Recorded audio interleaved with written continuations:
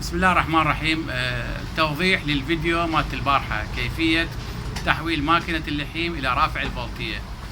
طبعا بالبداية نشكر الأخ علاوي محمد من الموصل، اللهجة مالته مصلاوية وهو طريقته بالتوضيح، يعني نشكره على توضيحه للفيديو، وأنا راح أوضح لكم إياه اليوم بعد أكثر. يعني هنايا خلينا نفتهم شنو فكرة ماكينة اللحام.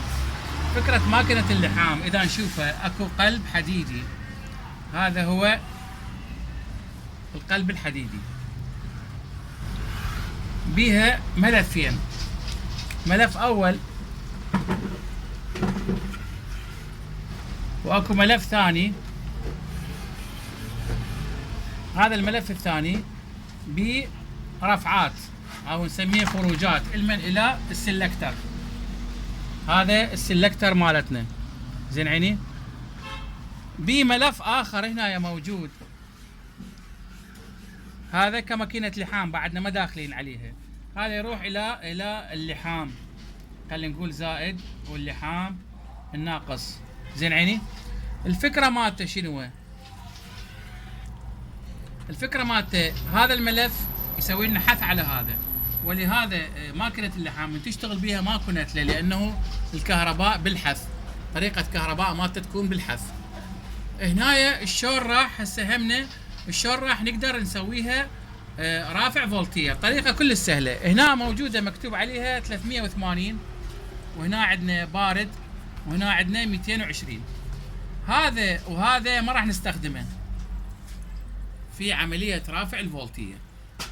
هنا اكو رفعات رايحة وين؟ للسلكتر واحد، حتى هذا رايح للسلكتر، بس انا خلي هنا حتى اقول لكم شنو الفكرة مالته.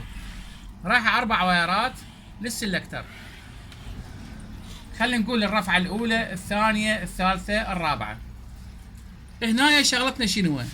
بإمكانك هذا الملف تسويه رافع بحد ذاته، وبإمكانك تخبط وياه هذا الملف الثاني، يعني يصير عندك ملف أول ملف ثاني. هذا إذا عندك لحد 30 أمبير تستخدم فقط هذا. إذا عندك 50 أمبير تستخدم وياه هذا الملف الثاني. شو راح نستخدم الأول وشو راح نستخدم الثاني؟ الطريقة كل سهلة. هنا راح ندخل، هنا راح يصير عندنا بارد مشترك، وهنا راح ندخل من هاي الرفعة الأولى، الرفعة الثانية، الثالثة، الرابعة. تريد تدخل بالسلكتر تعطيه حار، ومن هاي تختار كل وحدة، هاي طريقة. أو تريد تخلي جوزة مثل ما هو كان شارحها، جوزة تسيطر عليها على دخول كل وحدة، حتى إذا بيها مشكلة تطفر الجوزة عندك حماية. هذا أيضا يعتبر نهاية الملف، هذا يعتبر هو رفعة رايح لهناية. بس احنا ايش راح نسوي بيه؟ راح نوديه المن إلى الحمل، يعني خلينا نقول خروج. راح يصير عندك هذا بارد مشترك وهذا خروج. هاي في حال استخدمت بس هذا الملف. الفكرة واضحة يمكن. قالوا جماعة شلون نريد نسيطر عليه بكارت؟ اخواني شغلة الكارت شغلة شلون نقول معقدة، ما نريد نتوخم بيها، بس احنا نريد نسهل الامر على طريقة تحويل هذه، لان هي هاي الماكينة رخيصة سعرها ب60,000، فمن تحورها رافع فولتية تتحمل امبير عالي من 30 ل 50 امبير. هسه فقط على هذا الملف، هذا الخروج مالته، وهذا عندك بارد مشترك، تقدر تخلي عليه حماية، تدخلها على الحماية، وهذا البارد على الحماية، وتطلع وين؟ الى جهازك، الى الجهاز. هاي فكرة. الفكرة الثانية ايش راح تسوي انت؟ هذا حماية. الفكرة الثانية اذا عندك سحب امبير عالي، هذا الخروج اللي قلنا نهاية الملف، هذا الخروج لاحظ عليه، هذا الخروج ايش راح اسوي بيه؟ اشرك وياه واحد من هاي الملفات اللي رايحات ليدات اللحام، خلينا نقول هذا، نجي نشركه ويا هذا الملف. لاحظ ايش راح يصير عندك؟ راح يصير عندك هذا الخروج مالتك، يعني هذا راح يلغي.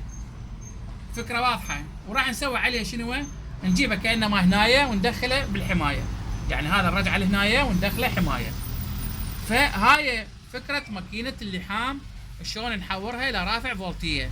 فهو مثل ما قلت لك هذا الملف بالأصل هو رافع فولتية يعتبر. تريد أمبير عالي تقدر تلف هاي، تخلي هذا وياه تشركه، وتقدر إذا عندك الماكينة متضرر بهذا الملف تستخدم بس هذا الملف. هذا يوصل لك لحد 30 أمبير. إذا شركت ويا هذا الملف راح يوصل لغاية 50 أمبير. فالفكره مالتها كل سهله، ونشكركم لحسن الاستماع.